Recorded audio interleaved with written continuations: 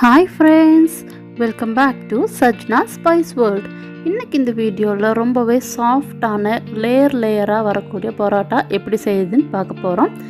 அதுக்கு முன்னாடி எனக்கு நிறைய ஃப்ரெண்ட்ஸ் என்னோடய சேனல் சப்ஸ்கிரைப் பண்ணி சப்போர்ட் பண்ணியிருக்காங்க. அவங்களுக்கெல்லாம் நான் ரொம்ப தேங்க்ஸ் சொல்லிக்கிறேன். ஸோ இப்போது இந்த மாதிரி பாருங்கள், ரொம்ப நீட்டாக லேயராக ரொம்ப சாஃப்டாக இருக்கக்கூடிய பரோட்டா எப்படி செய்யுதுன்னு பார்க்க போகிறோம். நான் இன்றைக்கி 1 கிலோ மைதா மாவு எடுத்துக்கிறேன். இந்த மாதிரி பெரிய பிளேட் எடுத்திருக்கேன். அதில் 1 கிலோ மைதா மாவு போட்டுக்கிறேன். அதை சென்டராக குழி மாதிரி பண்ணி வச்சுக்கிறேன்.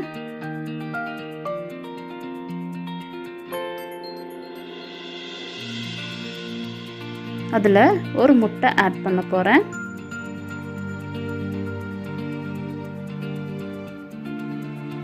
அது கூட 1 டீஸ்பூன் சால்ட் ஆட் பண்ணிக்கிறேன்.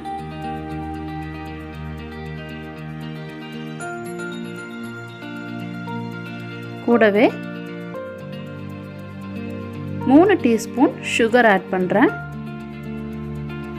ஸ்வீட் பிடிக்காதவங்க சுகர் போட தேவையில்லை. சுகர் போட்டு மாவு பிசைகிறதுனால நம்ம வெறுமே சாப்பிடும்போது கூட அவ்வளோ டேஸ்டியாக இருக்கும். ஸோ அதுக்காக தான் நான் இங்கே சுகர் ஆட் பண்ணிக்கிறேன். இதெல்லாம் சேர்த்து நல்லா இந்த மாவில் மிக்ஸ் பண்ணிக்கலாம். இந்த முட்டை, சால்ட், சுகர் எல்லாமே நல்லா மாவில் மிக்ஸ் பண்ணி எடுத்துக்கலாம். இப்போது மறுபடியும் சென்டரில் கொஞ்சம் ஸ்பேஸ் விட்டு அதில் தண்ணி ஆட் பண்ணிக்கலாம். இந்த மாவை நல்லா பிசைஞ்சுக்கலாம்.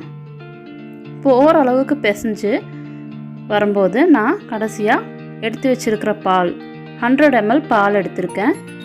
அதை ஆட் பண்ணிக்கிறேன். இதை ஆட் பண்ணி நல்லா மாவை பிசைஞ்சு எடுத்துக்கலாம். பாருங்கள், இந்த மாதிரி பிசைஞ்சிட்டேன்.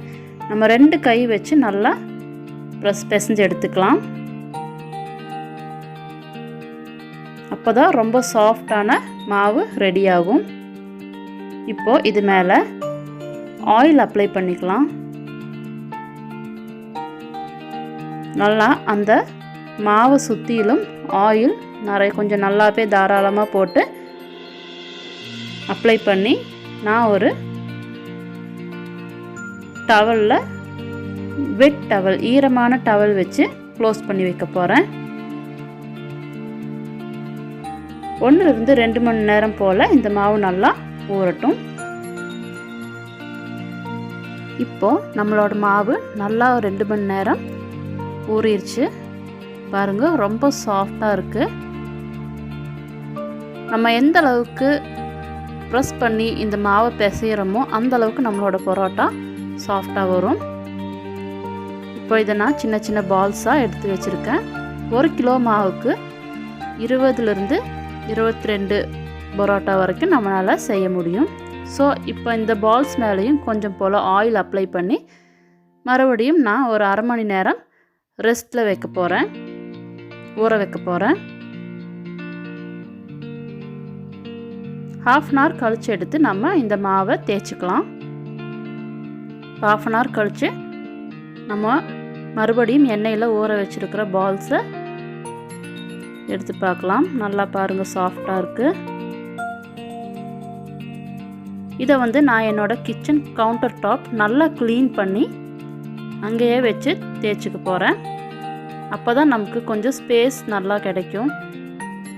மைதா மாவும் ஆயிலும் எடுத்து வச்சுருக்கேன் அதில் தூவுறதுக்காக. இப்போ நம்ம ஊற வச்சுருக்கிற ஒவ்வொரு உருண்டைகளாக எடுத்துக்கலாம். எடுத்து இந்த மாதிரி நல்லா நம்ம சப்பாத்தி ஸ்ப்ரெட் பண்ணுற கட்டை வச்சு நல்லா தேய்ச்சிக்கலாம். இப்போ இந்த அளவுக்கு நல்லா பெருசாக தேய்ச்சதுக்கப்புறம் அதில் 1 டீஸ்பூன் நல்லா ஆயில் அப்ளை பண்ணி கொஞ்சமாக மைதா மாவு தூவிக்கலாம். தூவி நான் எப்படி ஃபோல்ட் பண்ணுறேன்னு பாருங்கள்.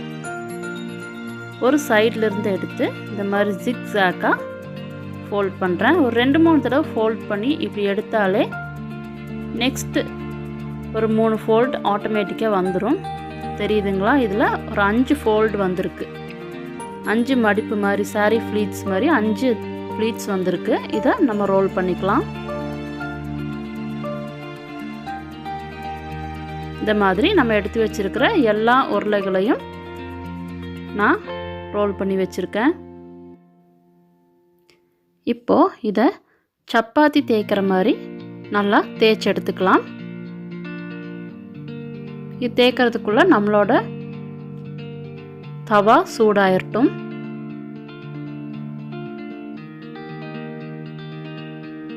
பாருங்கள், இந்த அளவுக்கு நான் தேய்ச்சி எடுத்துருக்கேன். இப்போ நம்மளோட தவா நல்லா சூடாயிருச்சு. இதில் போட்டுடலாம். ஒரு சைடு நல்லா குக் ஆனதும் நான் திருப்பி போட்டுக்கிறேன். 1 டீஸ்பூன் ஆயில் ஊற்றிக்கிறேன். ஆயில் ஊற்றி நல்லா தேய்ச்சி விட்டுருங்க. எல்லா பக்கமும் படுற மாதிரி நல்லா நம்ம தேய்ச்சி விட்டுக்கலாம். மறுபடியும் திருப்பி போட்டுடலாம். இன்னொரு சைடும் நல்லா ஆயில் விட்டுடலாம். எல்லா பக்கமும் நல்லா ஆயில் ஸ்ப்ரெட் பண்ணி விட்டுடலாம். இப்போ 2 சைடும் நல்லா குக் ஆயிடுச்சு. அவ்வளோதாங்க, ரொம்பவே சூப்பரான நம்மளோட பரோட்டா ரெடி ஆகிருக்கு. இப்போ இதை நல்லா இந்த மாதிரி சூட்டோட தட்டிக்கலாம். அப்போ தான் நல்லா லேயராக ஃபார்ம் ஆகும். பாருங்கள் எந்த அளவுக்கு லேயர் தெரியுதுன்னு, எவ்வளோ சாஃப்டாக இருக்குன்னு நான் உங்களுக்கு வச்சு காமிக்கிறேன். உண்மையாலுமே அவ்வளோ சூப்பர் அண்ட் சாஃப்டாக இருக்குது. கண்டிப்பாக ட்ரை பண்ணி பாருங்கள் ஃப்ரெண்ட்ஸ்.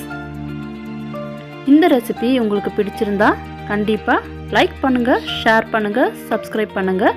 கூடவே மறக்காமல் பெல் ஐக்கான் கிளிக் பண்ணுங்கள். தேங்க்யூ.